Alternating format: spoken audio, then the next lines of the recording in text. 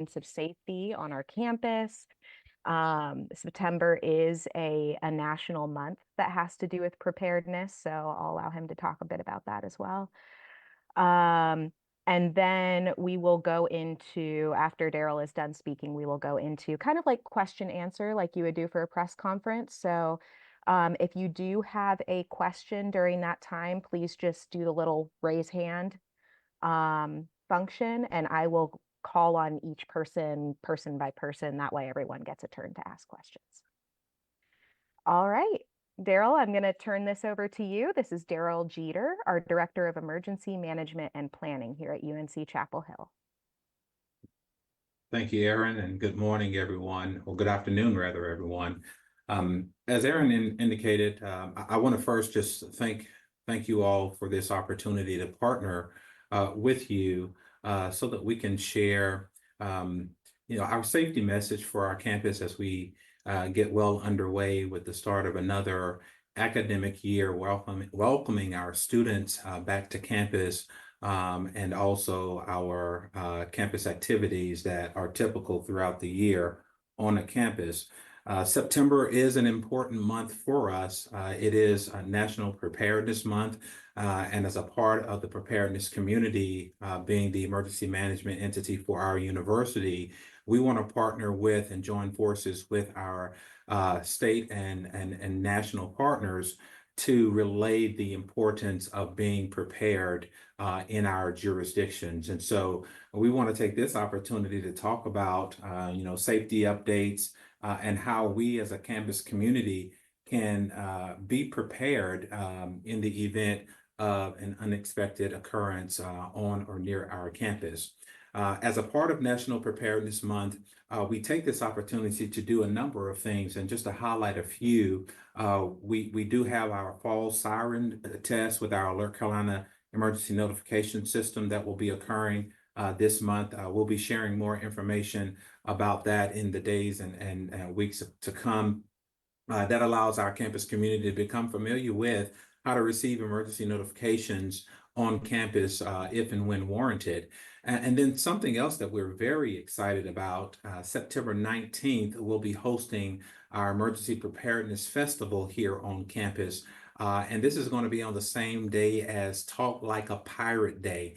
So it will have a pirate theme to really attract students, faculty, and staff, and make it really interactive for them to gain information at various information booths, as well as demonstrations that will be a part of that preparedness festival. Another effort and an initiative to share preparedness related information with our students, faculty, and staff, and the importance of being empowered with that information so that they can apply it if and when necessary. And this is a combined effort with our campus partners and external partners coming together to provide this information in a festival type atmosphere.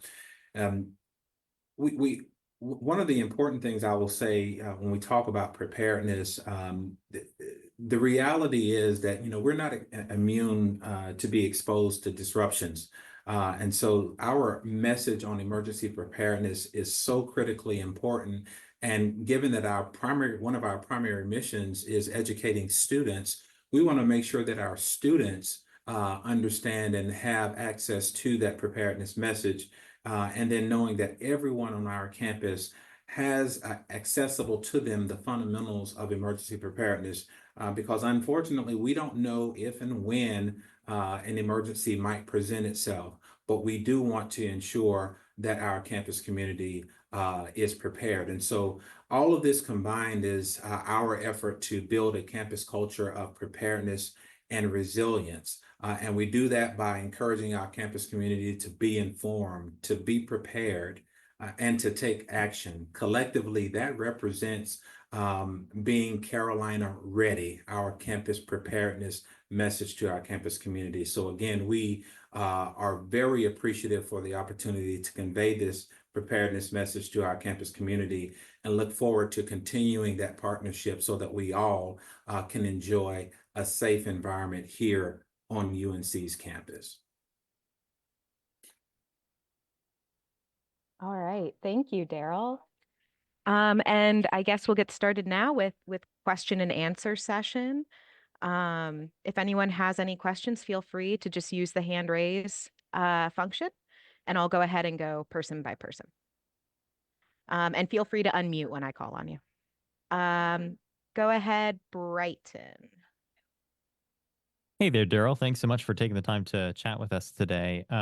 The question that I have is about the Alert Carolina updates that the university kind of sent out at the very end of last month. And I have one specific question, kind of, I guess, between your general kind of recap of the changes. If it's okay to kind of do back to back, Aaron, Darrell, I'm hoping you can kind of talk us through some of the big changes there, and then I have one specific change question as well. Okay.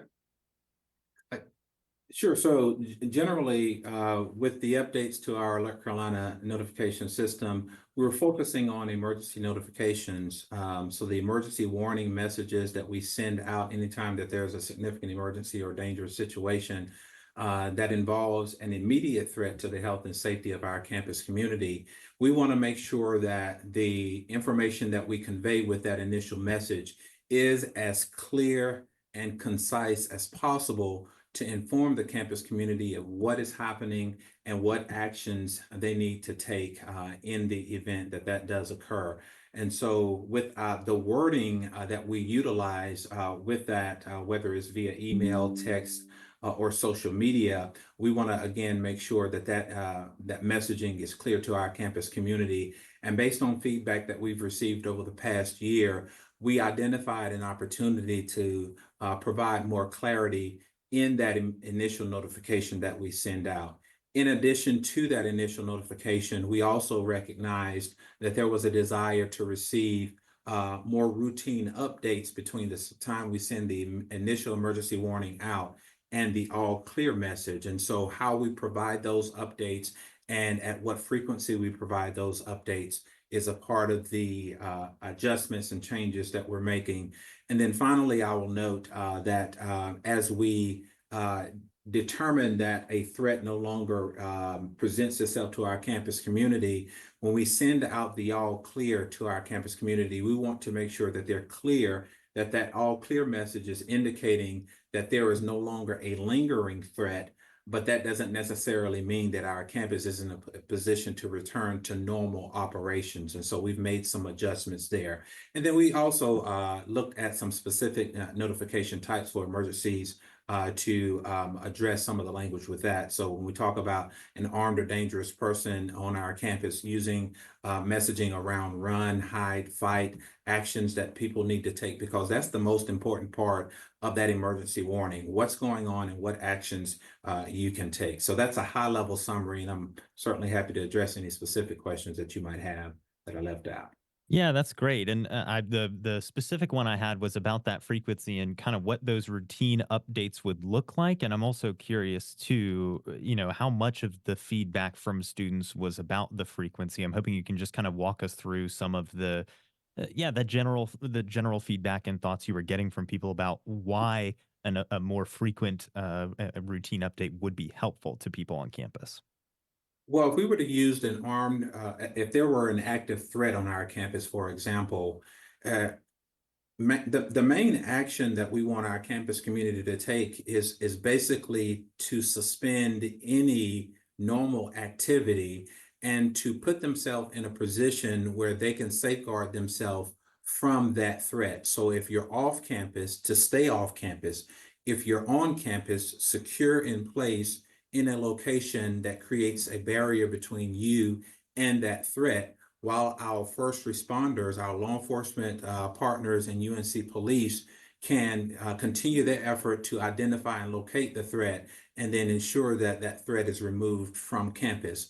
So from the time that we learn that there is a potential threat or an actual threat on our campus and the time that we send out the all clear, that can be a matter of hours. To use the August 28th, 2023 incident as an example, our campus was on lockdown for 3 hours.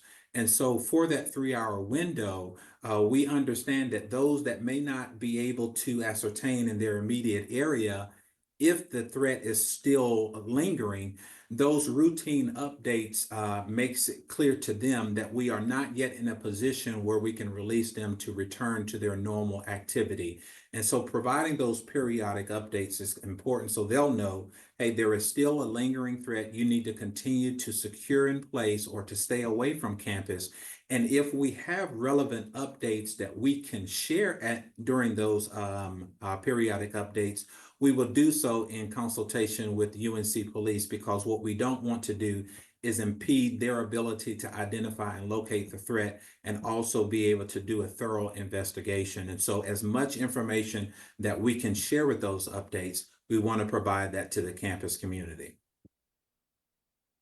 Right. Thank you so much. I think I saw Baron James's hand go up next. Did you have a question? Oh, actually, guys, I'm so sorry. Before we go any further, Darrell, could you tilt your camera down just a little bit so you're more in the center of the frame? I want to make sure the shot looks good on TV. All right, will do. Thank you, sir.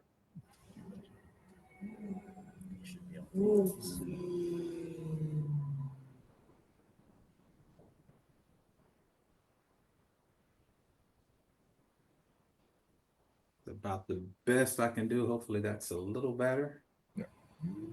Okay. Thanks, Darrell. Yeah. Okay. Can you guys hear me? It's Baron. Hi. So Darrell, yeah, I appreciate all the information about Alert Carolina. Just specifically though, after the independent review, have there been any more upgrades in terms of tangibles? I know there are some additional cameras around campus, but anything in terms of tangibles that are now part of the upgrades that are being made? So specific to the Alert Carolina system, technology continuously evolves. So we want to make sure that we're able to provide timely information to our students, faculty, and staff, regardless of their location. So with regard to tangibles, I will say some of the language or information specifically in the different types of alerts are changes that we have made. I mentioned earlier the run, hide, fight. And so we are now including that terminology in the notification that we're sending out to our students, faculty, and staff. Run if you can from the threat, hide if you can't, and then fight if you must, because that mirrors the training that that corresponds with that type of a threat that we're providing to our students, our faculty, and our staff. You mentioned cameras, and so that is a project that is ongoing, and we continue the effort working with our campus partners to ensure that locations throughout campus, we have the ability to maintain situational awareness for our first responders and campus safety personnel, so that we can put eyes on an area that we may need to monitor for purpose of effective response and recovery. And so, yes, that is another tangible that we're looking at, that we have actually made some changes to, but I will note that that is a continued effort that we will continue to make changes on. The last one that is not in place, but I will go ahead and note, similar to that, is looking at how we can add other languages to our notifications. And so we don't have a timeline on that, but that is one of the priorities that we're working on in this year, so that when we send out those notifications, in addition to English, that we can add another language to provide that to.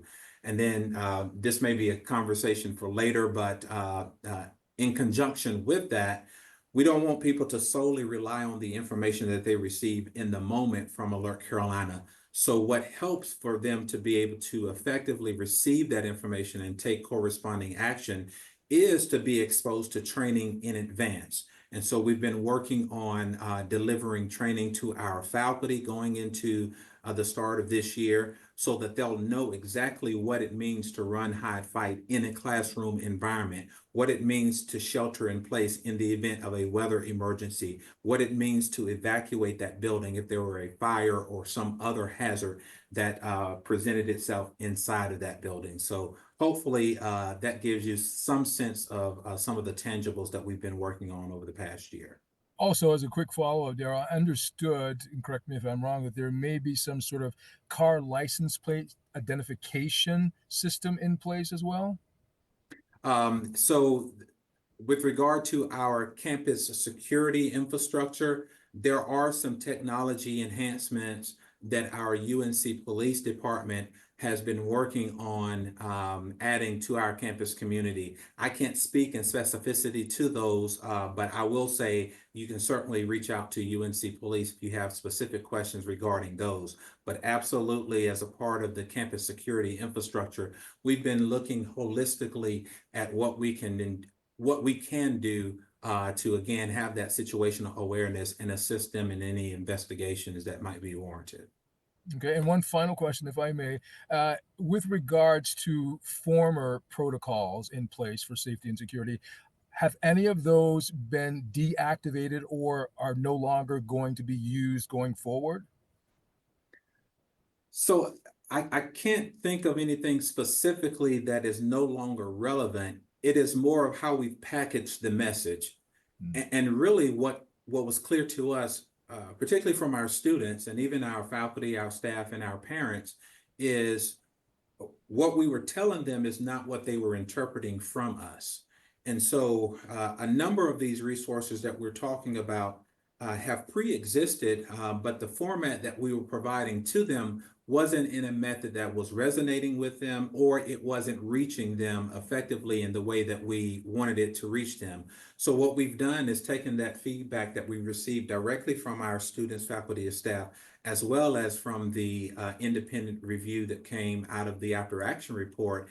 And we've repackaged that message to provide it to them in the method that they have requested from us. And that ensures that, hey, the message is getting to them, they can interpret it, they can apply it, and utilize it. So really the message generally is the same. Be prepared, be informed, be prepared, take action. We've been utilizing that message over the past 5+ years since we implemented the Carolina Ready concept. But the real life experience really allows for the campus community to assess the effectiveness of that message and if we need to share it in a different format. So, in other words, as you sort of alluded before, you're speaking a different language or speaking more languages, literally and figuratively. That is accurate. Okay, thank you. Thank you, Baron. Thank you, Darrell. Mm. The next hand I saw go up was Eric Miller with WRAL. Hey, Darrell, thanks again for being able to do this little press conference here. First thing I wanted to ask was just a quick follow-up on the beefed up Alert Carolina system. Have we had a chance to test that yet, or apply that to a real world emergency at this point, or no? So we do test on a routine basis every year with our emergency notification system. So we always do a fall, a spring, and a summer test, and that has not changed. We have had subsequent tests since the incidents last year in the spring and in the summer. As I mentioned earlier, we're going to have our next scheduled test at the start of this semester in the coming weeks that we'll be announcing. So again, that continues. What we do, what we have the benefit of doing is anytime we have either a training exercise or a real world event between those tests, it allows for us to identify needed changes or enhancements to our notification system. And we will implement those into the system between tests, and the test allows for us to confirm that they are functioning in the way that we intend for them. Of course, but we haven't used that in the real world yet. It depends on. Well, for an actual emergency, I should say. So our last emergency notification that we've sent out that included the outdoor siren was the September 13th incident that we had last year, to my recollection. But we do have a number of other alert types that we have pushed out that don't include the outdoor siren or aren't an emergency warning. So specifically as it relates to emergency warnings, we have not had any incidents recently that have required the emergency warning usage on our campus. Got it. Thank you. I also wanted to ask about the new beefed up safety modules for faculty. Do we know how much or how many of the faculty have completed those modules? Um, and is that required for faculty at this point? No, thank you for that question. So that particular training was a result of the after action review, as well as feedback from our students, faculty, and staff from last year's incidents that we had. And so we wanted to focus on the message of be prepared, be informed, be prepared, take action, and make sure that that was provided to our faculty before classes started in the fall semester. And so in the weeks leading up to the first day of class, we rolled that training out to our faculty. And we were very pleased that within a matter of a couple of weeks, 83% of our faculty had indicated and had attested to having completed that training. And so that was as of August 16th that we had reached the 83%. I don't have any updates on that number, but that is very encouraging that in a matter of 2 weeks or so that we got that response from our faculty. As it relates to the expectations of completing the training, when the provost announced that training to our faculty, it was strongly encouraged that they complete that training, and the expectation is that they would complete that before the start of class, because students look to them as leaders in the classroom to provide guidance in the event of an emergency. And based on the feedback, our faculty welcomed that training opportunity, and they were very pleased that we provided it to them. And their response to completing the training is an indication that it is speaking to what their desire is, and it is helping contribute towards us having that preparedness posture for our campus community.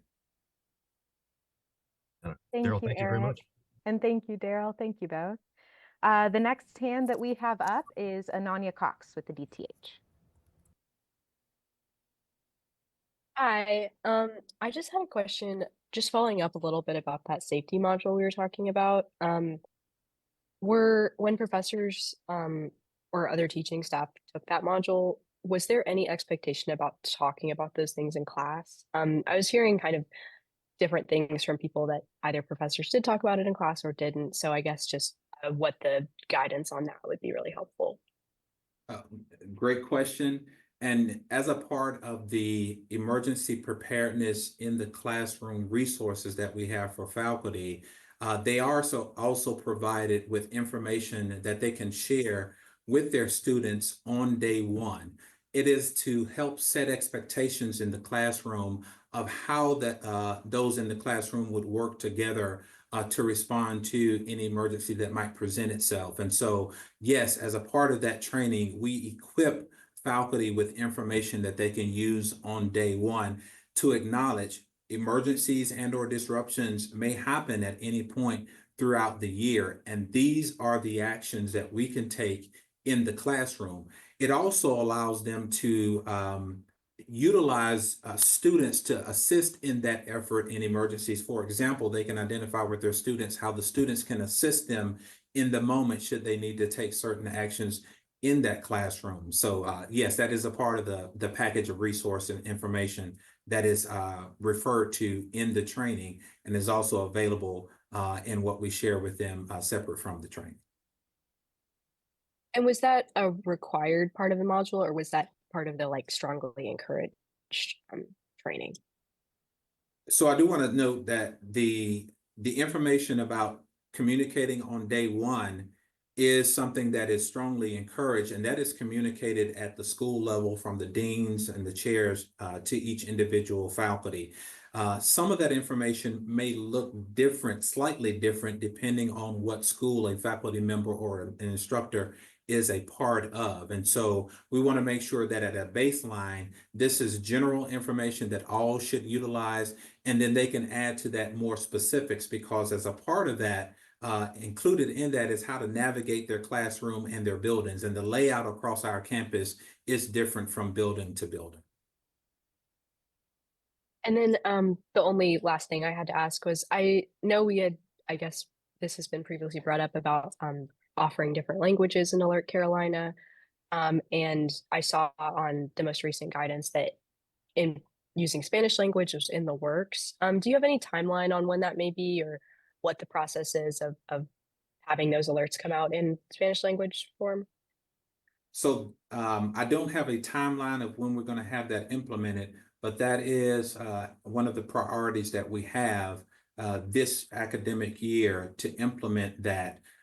Given the various technologies that we rely on to push our message out in the different formats, we're looking at, based on those capabilities, what is the most effective and efficient manner that we can provide that in other languages, specifically in Spanish. So knowing that we push out emails, text, utilize social media and other platforms, understanding what our ability is to have it in a second language using a combination of any of those platforms. Thank you. Mhm. Thank you, Ananya. Thank you, Darrell. The next person I have with their hand up is Michael Perchik. Good afternoon. A couple of questions related to the earlier point on tangible enforcement or upgrades. This is a two-parter. One is on door locks. I know that was a concern. There was a petition circulated shortly after the shooting last year by students looking for door locks for every building and every room in every building. Any update on whether or not that has come to fruition, or if there are discussions to ensure that's going to come to fruition? Secondly, from a staffing perspective, is UNC-PD at full staff? Are the discussions about enhancing staff or shifting resources to ensure that there's a more visible presence across campus at all times? Thank you for those questions. Regarding door locks, that was another theme that came out of the campus feedback, as well as the after action report. Prior to the unfortunate incidents in August and September of last year, there was already an effort underway to address ensuring that our classrooms were equipped with proper door locks so that they could be secured from the inside. And I believe in the spring of last year, we were able to report that over 90% of the classrooms at that time, they had addressed ensuring that they had those updated locking mechanisms. I don't have any update on that, but I will say, as it relates to right now, but I will say that that was an initiative underway and it was prioritized, and we were well above 90% of having all of the identified classrooms completed with those updated door locks. Your second question regarding staffing within our UNC Police Department, I can't speak to what their current staffing status is. I will say that obviously that campus leadership, university leadership has indicated a priority of making sure that the university has all of the available resources to ensure that we have as safe of a campus as possible. Included in that are our personnel, and particularly those who are sworn and wear the uniform. And so we are appreciative of that prioritization. And I would say that even if and when at 100% staffing for any jurisdiction, that doesn't take away the need for us to partner with our local partners. And so we are also appreciative of our external law enforcement agencies and public safety agencies who, when called upon, will come and provide augmented support and assistance to us on our campus when the need arises. Thank you, Michael. Thank you, Darrell. The next hand we have up is Evan at Spectrum. Hey, Darrell, can you hear me? Yes. Okay, thank you for talking to us today. So, in the last week or so, talking to a couple students and faculty, some even in Calder laboratories, they say they actually do feel very safe on campus, and that August 28th incident was kind of just a mental health thing with someone snapping. Two parts to that question, then one more question. How is mental health, playing a role in all of these updates? And then my second, well, I'll let you answer that question first. And then my second question is, what are you hearing from students and faculty? Do they feel safe or on campus overall, or was last year really a turning point to all this?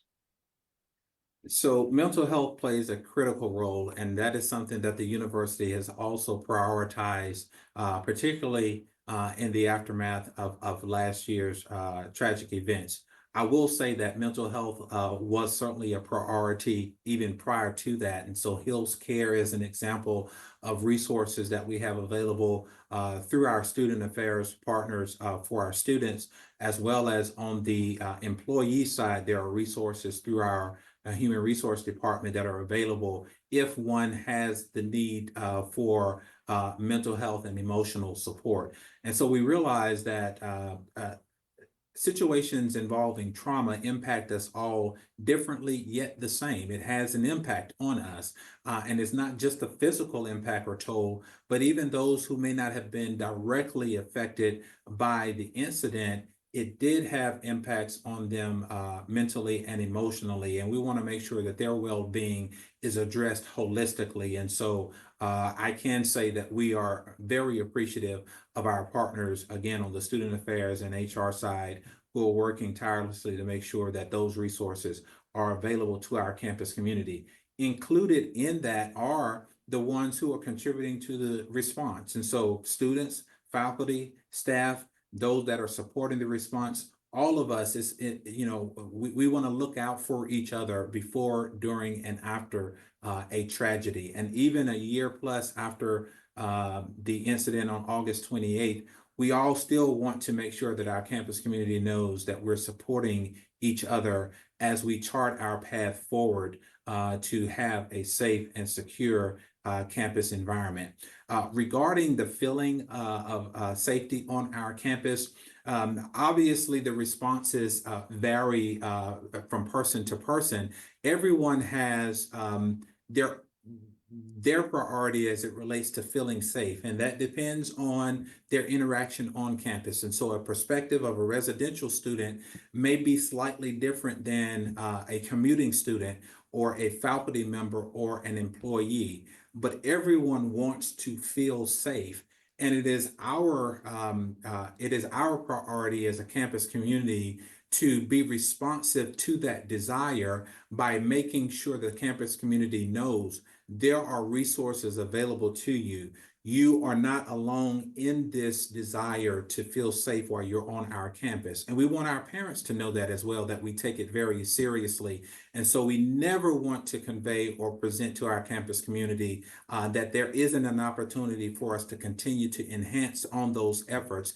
And we trust that what we have communicated to our campus community and demonstrated over the past year plus gives them that comfort in knowing that their safety is our top priority, and we want to continuously be responsive to that desire to feel safe on campus.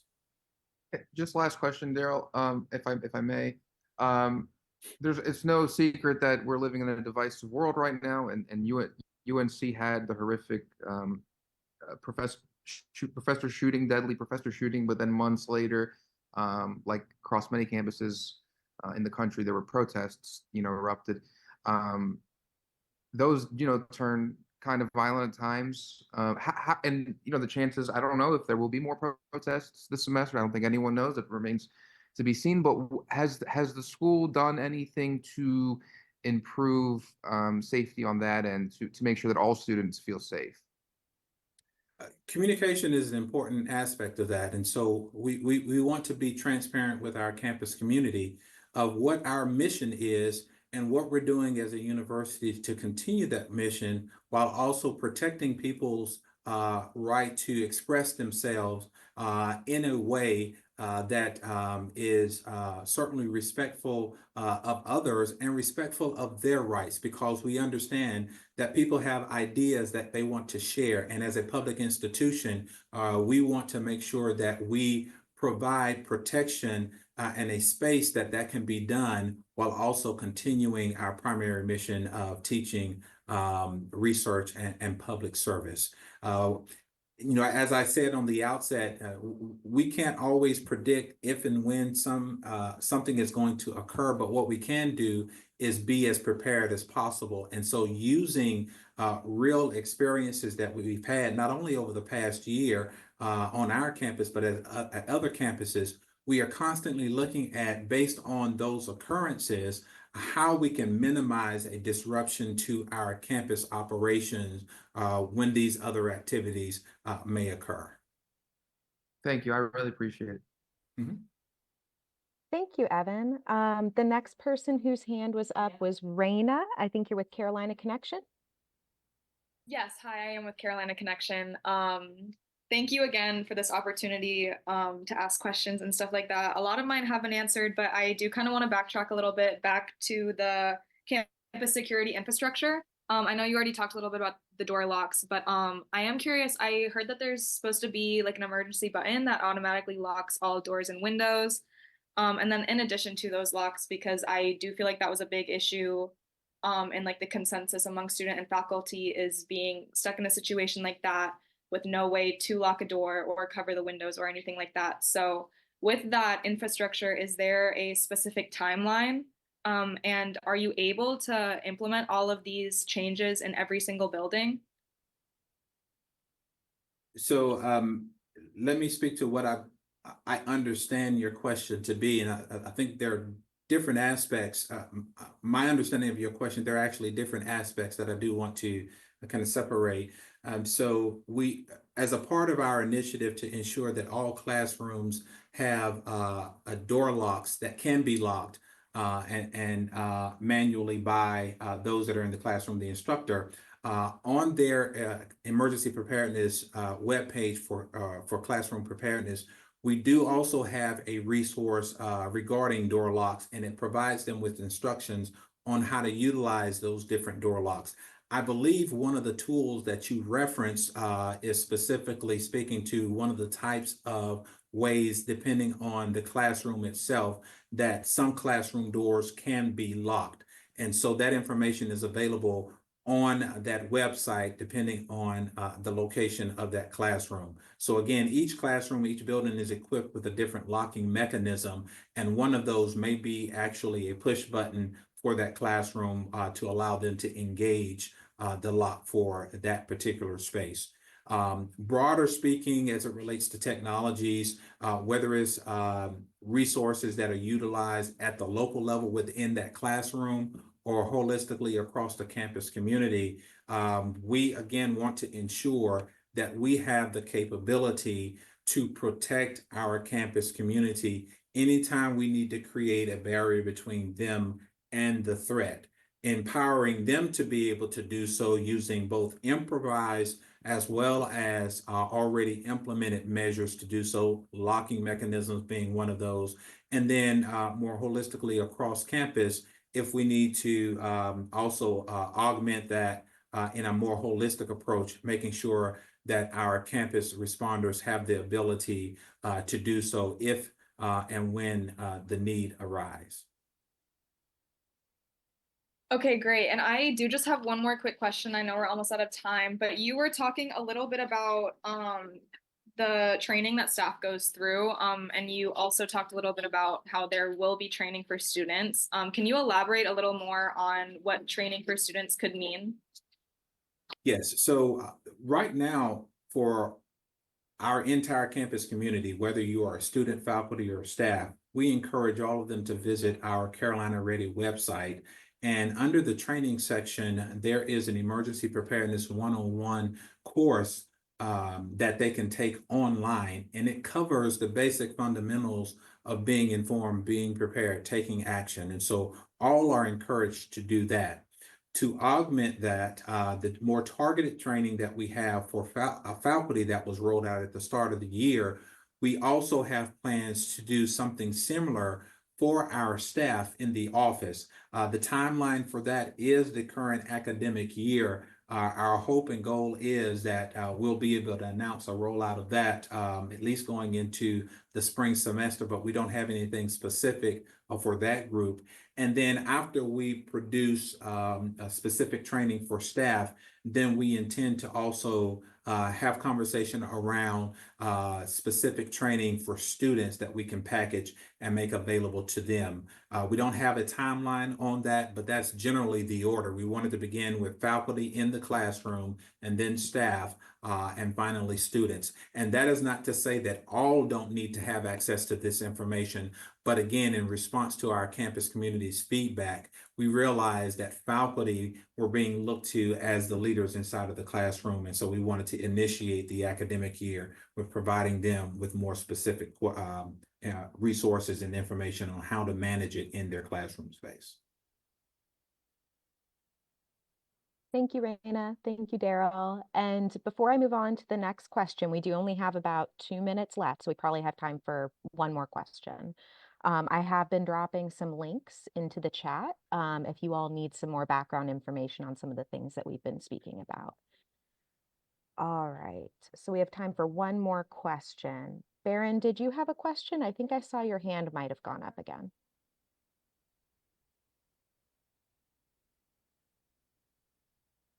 Not sure Okay, if Baron is. I was saying, Okay. yeah, someone sort of addressed that question, but also sort of as a follow-up, just to clarify something, I think, Darrell, you said something about 90% of designated classrooms had certain security measures. You didn't mean 90% on campus, just those designated classrooms, right?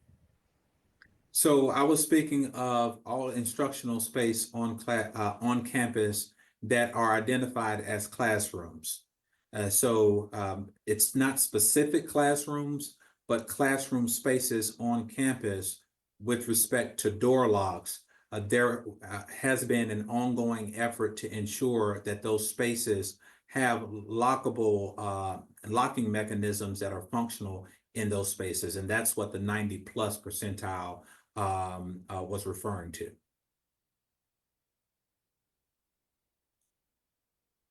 Thank you so much. Okay. And one very last question. Brighton, WCHL?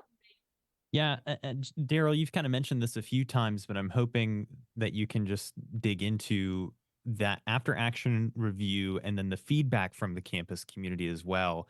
How much did your department really was your department the ones kind of going through that after action review, and how much did the campus community feedback really help spur all of these changes? It's been kind of this thing hanging over everybody's questions and answers today, but I'm hoping you can kind of dive into that a little more.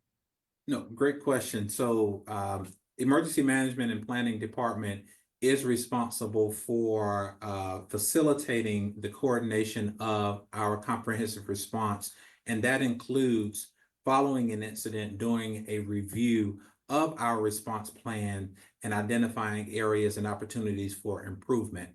Because our department was also involved in and had a responsibility during the response of this, we thought it was very important to have an independent review of the actions, the plans, and the feedback from our campus community following the August 28, 2023 incident on campus. And so while we do have the ability to do the assessment internally, we wanted to make sure we had an independent lens on that to inform what our corrective actions needed to be.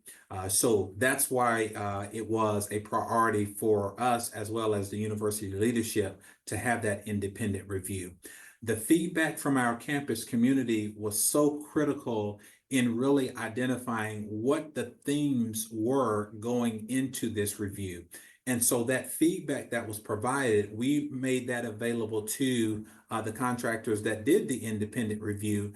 And that really helped supplement what they were able to capture through the direct interviews that they conducted during the formal process. And so they were able to incorporate that into their full assessment, and that was reflected in their recommendations in the after action report as well. Excellent. Thank you. And thank both of you guys for organizing this. Awesome. Thank you all so much for coming to today's joint interview with Darrell Jeter. And Darrell, thank you so much for your time today. And everyone, if you have any questions after this, feel free to send those to mediarelations@unc.edu, and my team and I will help you out. All right. Thank you all so much. I hope you have a wonderful day. Yeah, it's so strange. I thought it was. Recording stopped.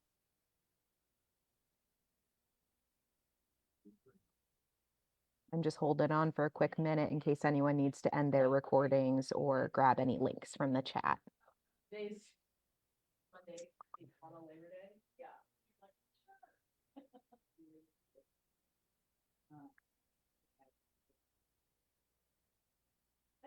All right, I'm giving another probably 30 seconds and then I will end the Zoom.